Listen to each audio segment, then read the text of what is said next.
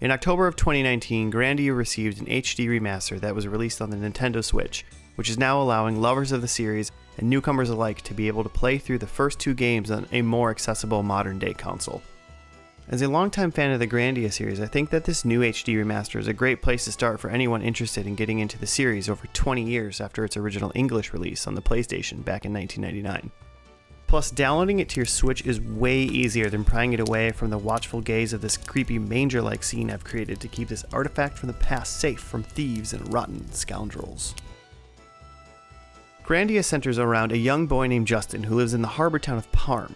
Along with his lifelong friend Sue, he tends to get into trouble around town, trying to live up to his dream of becoming a great adventurer just like his late father.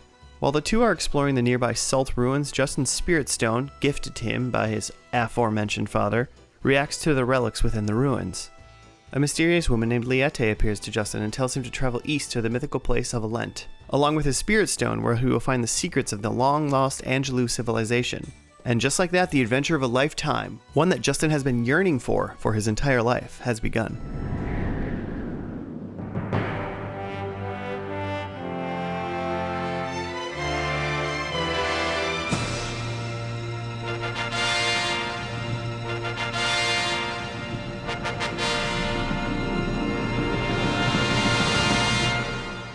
Even before Justin and Sue leave their town of Parm on their new adventure to discover the mysteries of the Angelou, the lighthearted feeling of adventure and wonder permeates out of Grandia. While most RPGs are either all doom and gloom or at least take themselves a little too seriously, Grandia just wants to get us adventuring. Justin, the main character, is a constant source of cheerful, childlike excitement, and just a complete 180 from some other main protagonists like the sullen Squall from Final Fantasy VIII or the seriousness of basically all of the Suikoden series' main characters. And this is not me trying to knock some of my favorite games, but it is great to have such a change of pace when it comes to the main character and storytelling from time to time. And Grandia isn't all silly adventuring without a care either. The game tackles some hard issues like the importance of family, finding your own path in the world, coping with the pain of loss, love, and if the means justify the end. Frequently, these instances of a serious nature are also complemented with an eating section where all the party members share dinner, and generally have a thoughtful thing to say about their recent experiences and even their excitement about things yet to come. Imagine if you got to sit down at camp with Noctis and the boys in Final Fantasy 15 and chat about all the crazy stuff they did that day. I would have loved this, instead of Ignis just handing me a grease monkey schnitzel sandwich. That's it! I've come up with a new recipe. Throughout Justin's journey, he is also constantly running into the Garlisle forces, a militarized group with some rather nefarious intentions led by the aptly named General Ball. You'll be seeing a lot of the Garlisle forces as they too share the desire to uncover the mysteries of the Angelou, for purposes not so altruistic and seem to be one step ahead of Justin and his crew during most of the game. Members of the Garlisle force almost start to resemble Team Rocket from Pokemon at times, as a group of 3 military lackeys named Mio, Nani, and Saki are constantly showing up in the areas that you are already exploring, only to get blasted off again by Justin and his adventuring pals. The intertwining paths of Justin and the Garlisle forces help usher in many different storylines, bringing out character and world-building details, and ultimately a grand finale as exciting as the adventure that was laid out 50 hours before, when Justin was just leaving Parm on a young man's first adventure. Prepare to die! Take that! And that! And that! As Justin's main goal through most of Grandia is to become the world's greatest adventurer, that means exploration and dungeon crawling are the stars of the show. Grandia features a camera you can rotate a full 360 degrees, and the game designers definitely want you to use that feature to its fullest while exploring the towns and dungeons. There are items littered all over the world which can be easily missed without making sure to rotate around corners of ruins or caves to ensure all nooks and crannies have been seen. And there's some great loot, a ton of money, and rare mana eggs just sitting around the dungeon map, so make sure to keep your head and camera on a swivel when exploring. Exploring isn't just playing Where's Waldo with treasure, however. It's also dangerous out there, and there's an expansive battle system in Grandia that kept me engaged throughout the whole game. First off, there are no random battles, as the enemies are walking around the areas, which gives your party chances to score an initiative to start off the battle, but it also includes the risk of the enemies catching the back end of your team to force an ambush, putting your team at a disadvantage. Overall, the battle system isn't super deep or hard to understand, but there is just a lot of things to do and skills to learn, if you're up to it. The battles are essentially turn-based with a bar, called the IP gauge, running along the bottom with both party members and monsters shown to indicate when any particular character will act. The time building up to when a command can be entered is the wait period, and once an enemy or party member reaches the end of the comm or command portion of the bar, then it's time to enter in a command for action. The usual JRPG kinds of actions can be assigned to Grandia's party members, such as using an item, taking up a defensive position, your basic attack combo or heavy attack, and of course, magic and skills. Once an action has been selected, then it's a race to get to the end of the act or action section of the bar, where the command will be executed by the character. It is possible for your party to cancel an enemy attack by hitting them with a heavy attack or a strong skill or spell while they are in that area between having selected an action and having actually performed it. This goes both ways though, so if a baddie smacks one of your characters while they are charging up their command, they are also at risk of being cancelled. The time from choosing an action to when a character actually performs it is determined by the power of the move and the character's familiarity with that action. So to spend less time in vulnerable pre-move purgatory, it behooves you to use the skills and spells many times to accelerate the charge time of the moves. You'll never get away! Everything levels up in Grandia. Each character has a level that, like in any typical JRPG, can level up by completing battles and earning experience points. But characters also can level up their spells and weapons in multiple different ways. Each character has different weapon types available to them. Justin can use swords, axes, and maces, while Fina can utilize whips and knives. Throughout your playthrough, there will be a total of 8 playable characters that have a variety of weapon types that they can use. And as they use those specific weapon types, they also grow in level. Each time a weapon levels up, certain stats are increased permanently for that character. For example, when Justin levels up his sword, he gains +1 to strength and +2 to the wit stat every time. While maybe not the most effective way to increase your stats in the short term, there can be a significant boost to your character's stats in the long run through leveling up your weapons. This is also true for all 4 magic elements in the game as well. When a character uses water magic, they receive +1 HP for each level gained.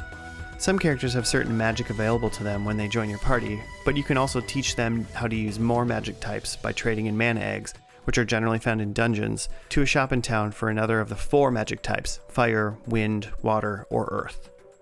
I wouldn't worry too much about finding mana eggs around if you are just keeping your eyes open and thoroughly exploring the dungeons.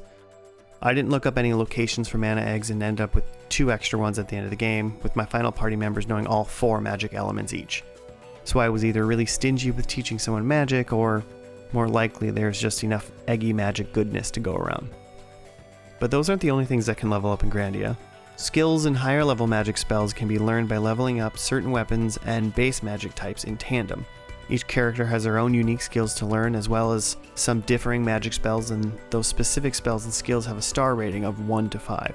5 being max, which can be increased by using this specific spell or skill many times in battle.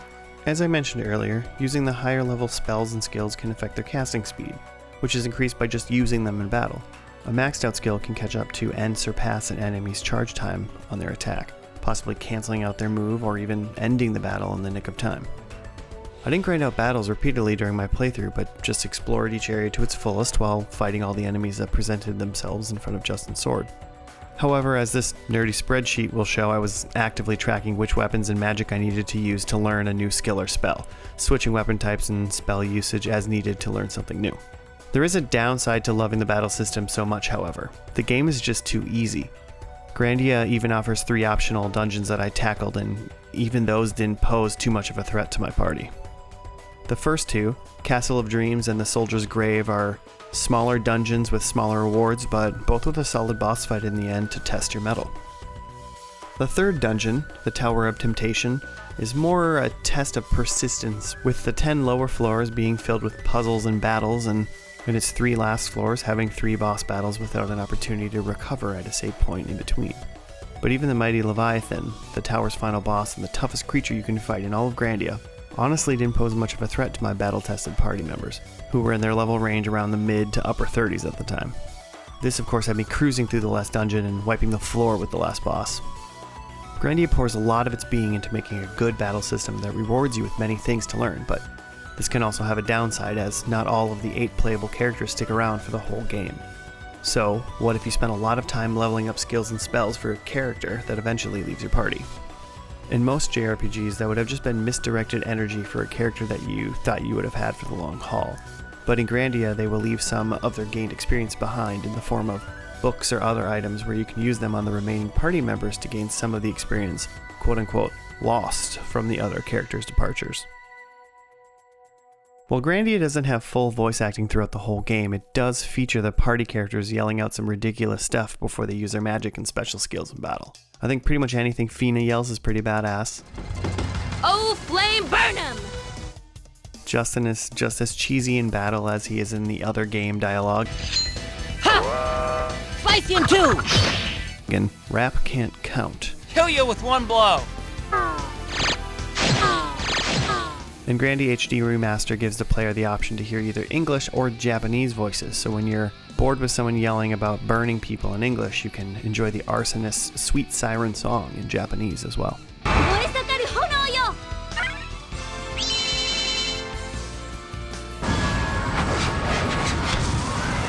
Along with battle voices and a small speckle of pretty terrible yet amazingly entertaining voice scenes, You look tired, General Ball.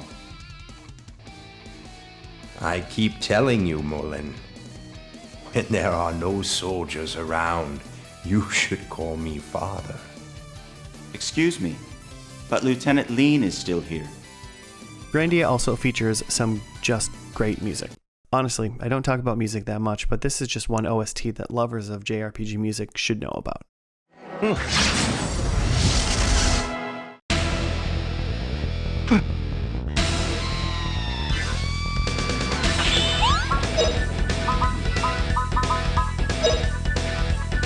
Please protect us! A couple other little tidbits that I wanted to bring up is the great character profile pictures used throughout the game. Not only do they look great, but they also change depending on the situation. And I found myself really enjoying not only how good they looked, but the little extra detail something as fun and small as this added to the game character interactions. Now, at the beginning of the video, I mentioned that I played the HD remaster for the purposes of this review, and while most things about it are positive, and I still would assume and encourage most people who are going to pick it up today would play it there instead of on the original version, the HD remaster has a couple oddities that I came across during my playthrough. The FMVs are not all in the same aspect ratio as the rest of the game, and the developers just put in a larger background video with blur to fill out the left and right sides of the screen instead of fully bringing these up to date for the remaster. Maybe they ran out of time, maybe they thought no one would notice, but it's just not great. There were times when there were just lines or screen separation that I could see. This mainly happened while casting a spell or skill in battle, but it really went crazy on Gadwin in this scene. I started noticing it in the last quarter of my playthrough, so I can't actually say with certainty if it was persistent throughout the whole game. By no means are either of these two graphical issues a deal breaker in my book, but it does bum me out that some of these issues either got ignored or snuck past the developers. All in all, if you were looking for a colorful, lighthearted, and battle-filled JRPG to fill up 45 to 55 hours of your time, then maybe check out Grandia HD Remaster on the Switch, which also included Grandia 2 for good measure. It was one of my favorite PS1 JRPGs from back in the day, and after completing it again this year, I can say it's easily still up there as a top 10 contender. And let's be honest, after the year we've all had, the world needs more adventurers.